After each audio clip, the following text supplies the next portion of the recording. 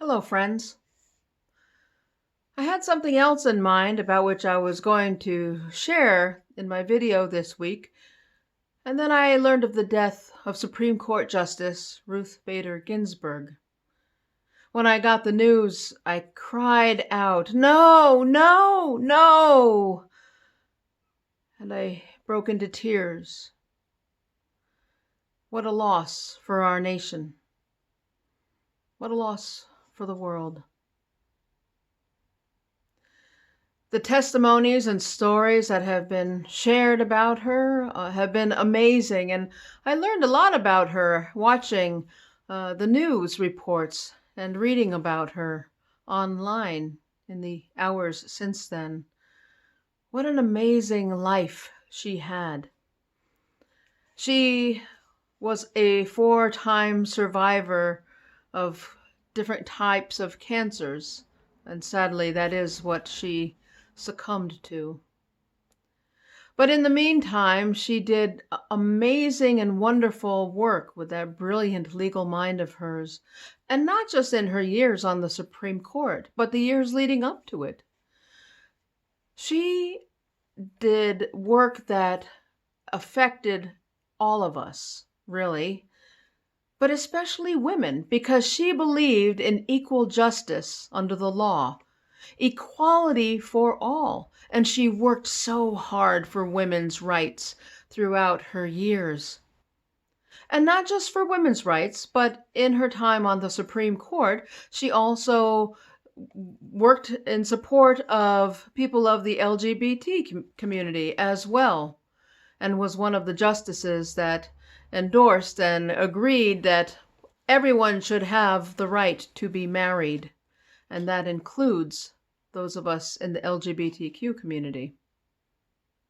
So my heart is broken, and yet I am filled with gratitude for all that she has done and represented and will continue to affect in the years to come. In fact, I admired her so much that I had bought an action figure of her. I have a few little action figures of some of my heroes and sheroes. And I bought this one a couple of years ago. What I love about it, among some things, are, well, she's got her gavel in one hand, and she's making a point and pointing with her other. RBG. Ruth Bader Ginsburg, or as she became known in many circles, the notorious RBG. Apparently it was a label that she enjoyed, and at 87 years of age, she became a hit. Or before that, that's how old she was when she died. But she became a hit with younger generations because of her willingness to just go with the flow and to appreciate the adulation that she received. She was a quiet and diminutive person, very short in stature, not quite even 5 feet. She got her start in a world that did not think that women could advance to the places where she advanced. And even though she graduated at the top of her law school class, she couldn't find a job in New York City, and because she was a woman. And that's why she entered into the field of working so hard to make equality for women better. It's still not where it needs to be.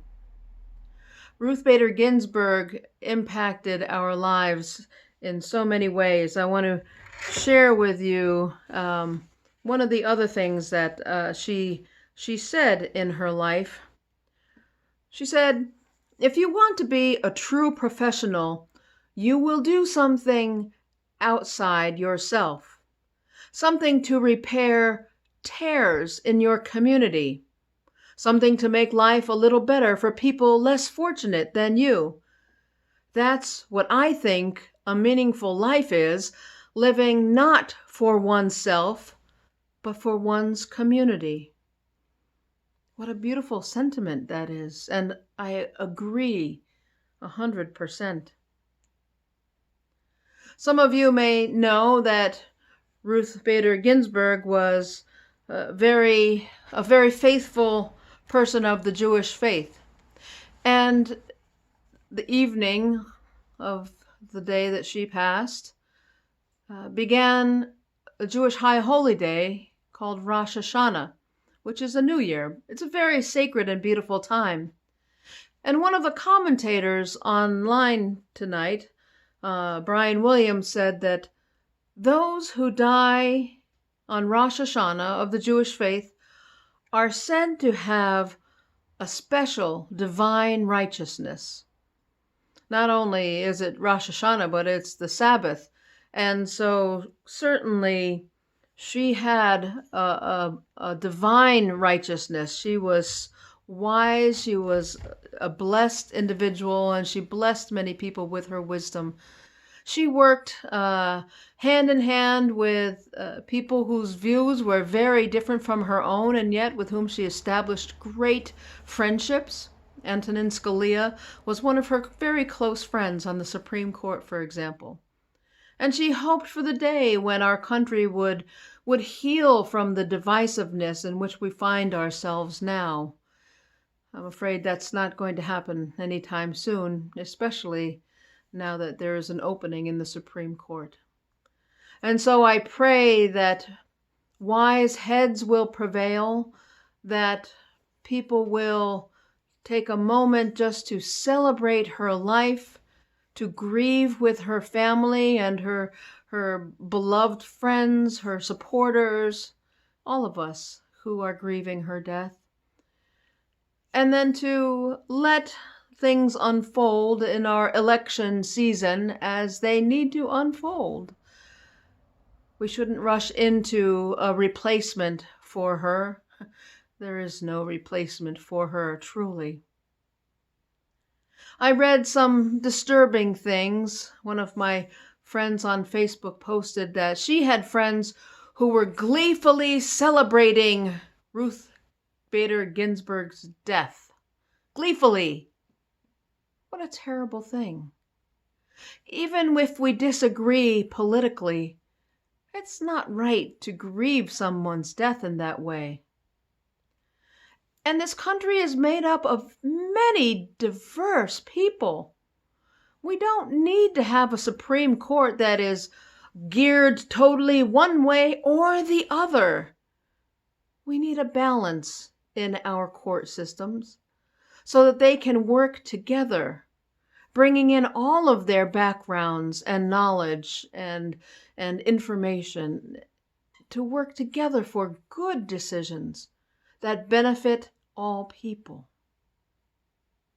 So I pray for this nation, which was already in the midst of chaos and turmoil between our pandemic and the loss of lives that is now probably over 200,000, and more than 6 million people who have been sick with the virus. And now with this difficult election season, it's hard. It's hard because there's so much divisiveness, there's so much hatred, there's so much dismissal and disrespect and rejection of others. That is not how it should be, my friends.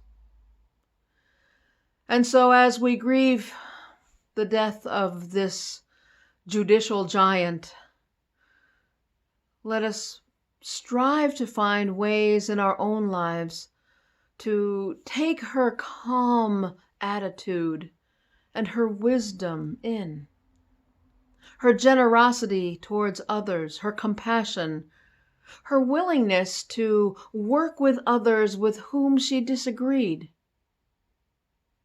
There is a lot that we can learn from the life of Ruth Bader Ginsburg.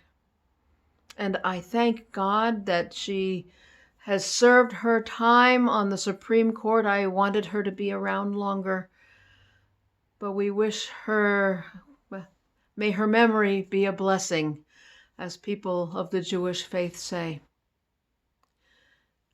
My friends, I wish you peace.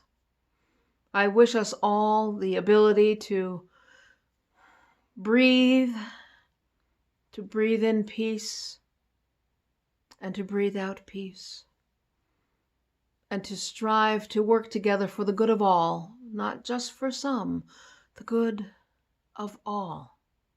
That is what will help this nation succeed. Let us love one another, just as Christ has loved us and teaches us to love. Grace and peace be with you all.